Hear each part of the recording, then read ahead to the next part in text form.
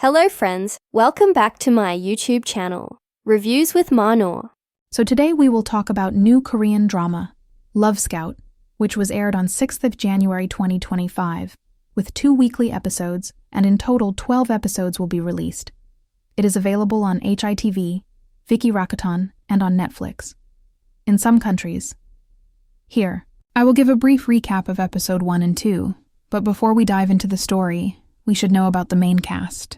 Yoo Eun-ho, who is a main male lead. Kang Ji-yoon, who is a main female lead. Jung Soo-hyun, who is a second female lead. And Woo Jong-hoon, who is a second male lead. And here it is, the antagonist, who is the rival of Kang Ji-yoon. Our leading lady is Kang Ji-yoon, the CEO of headhunting firm Peoples. She's great at her job and persistent in poaching the best candidates for her recruiting clients. But Ji-yoon is also an absent-minded klutz who bumps into all the sharp corners of her very messy office, has trouble remembering little details like the car she's been riding to work for years, and is always on the hunt for her cell phone. And while she can memorize a candidate's resume at first glance, she never gets her employees' names right. Ji-yoon gives off the prickly, high-maintenance CEO vibes, and she's kind of like a toned-down version of the boss in The Devil Wears Prada. If the movie was set in a headhunting firm, Ji-yoon and our leading man, HR manager Yoo Eun-ho, cross paths when he's tasked by his company to retain a candidate that she attempts to poach for a client. Much to Ji-yoon's displeasure, Eun-ho succeeds in persuading team leader Yang not to leave, and Ji-yoon is further ticked off by Eun-ho's old-fashioned ideals of loyalty to his company. In her line of work, she has seen enough to know that companies never take responsibility for their employees, and she tells him as much. Coincidentally, Ji-yoon is onto something because Eun-ho's department chief absolutely hates his guts and is actively plotting his career downfall. The bad blood between Eun-ho and his chief began when their joint project fell apart after Eun-ho took parental leave to look after his daughter, Yoo Byol. Byol was going through a hard time mentally, but she's in a much better place now after a year of therapy. Eun-ho has had full custody of Byol since his divorce, and she's the most important person in his life. They're a happy family of 2, a number that would increase if the women in his neighborhood have their way, because everyone and their mothers have a crush on Eun-ho. The man is rocking that attractive single dad role, and I'm lapping it up like a cat to milk. Unfortunately, Eun-ho's charm is wasted on his chief, who was coasting on Eun-ho's skills, and lost a promotion due to their failed project. Corporate politics strike when the company kicks Yang out of an important project as payback for his attempt to leave earlier on. He resigns and accepts a job offer in China, and the chief accuses Eun-ho of conspiring, with Yang to leak information to his new employers. This is an elaborate trap the chief set for Eun-ho, and he's framed and fired for leaking internal data. Back at Peoples, an overworked and over-caffeinated Ji-yoon ends up in the ER after slumping in the office. It turns out that she has overexerted her brain, and her insomnia, forgetfulness, and confusion about people's names are also symptoms of the brain overload. The doctor advises her to reduce her workload, and it's imperative that she hires a new assistant. But hiring an assistant that can work with prickly and quirky Ji-yoon proves to be a challenge for SEO MIAE, who's equally overworked and stressed out from taking up assistant duties alongside her directorial job description at Peoples. MIAE's husband informs her that his college Hubei, Eun-ho, is looking for a job, and she offers him the assistant role because he ticks all her requirement boxes. Heck, he's even overqualified for the role. Eun-ho is initially reluctant to accept the offer because he accused Ji-yoon of convincing Yang to move to China, which is essentially career suicide in the Korean industry, before learning from Yang that she had nothing to do with his decision. But when a desperate Mie throws in a 50% salary increase and flexible work hours for childcare, Eun-ho accepts the job. As expected, Ji-yoon does not accept Eun-ho as her assistant, and for valid reasons too. Not only did she lose a client thanks to him persuading Yang to stay on at their previous company, he also wrongly accused her of making Yang leave and tagged headhunters as people without a conscience.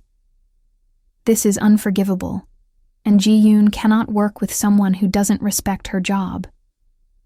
Yunho apologizes for his wrong accusation and promises to get rid of his bias against headhunters.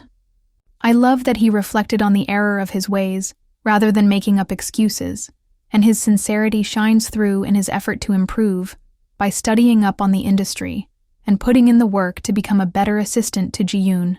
One of Yunho's finest traits is his silent acts of service. We first notice this when he lights the stairs for Ji-yoon the first time they meet. Now, as her assistant, he picks up on the best ways to make her life easier and goes ahead to do just that.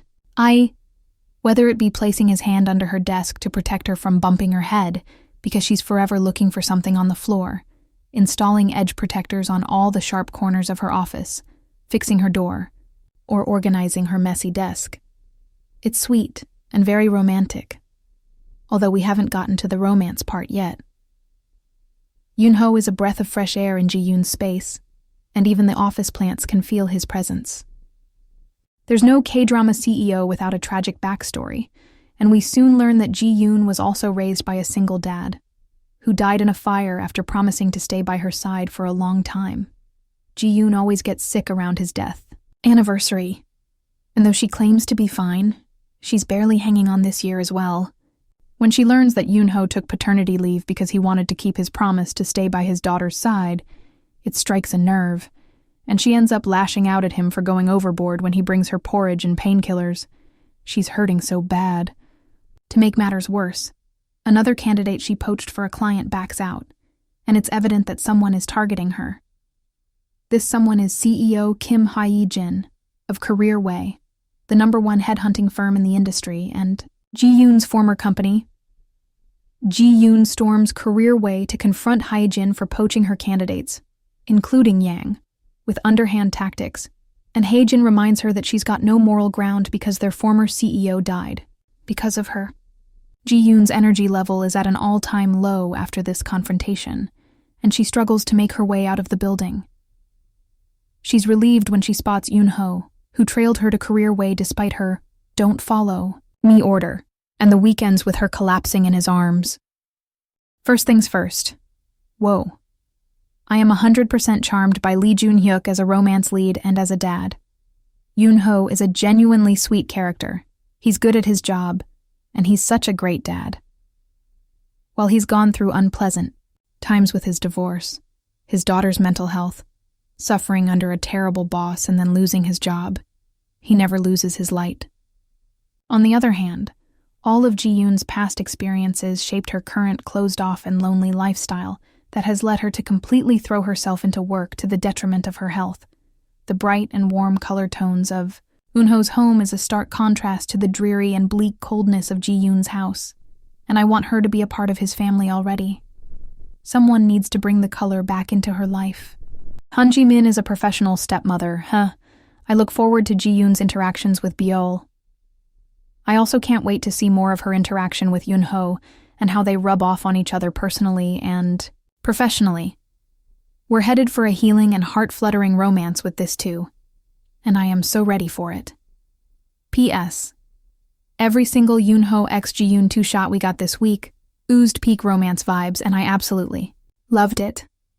There's something magnetic about the two of them on screen that pulled me in, and I want more. Love them. I love this show. Please, be good. I will be right back with next episode's recap and reviews. Stay tuned for more videos. Don't forget to like, share, and subscribe. Bye!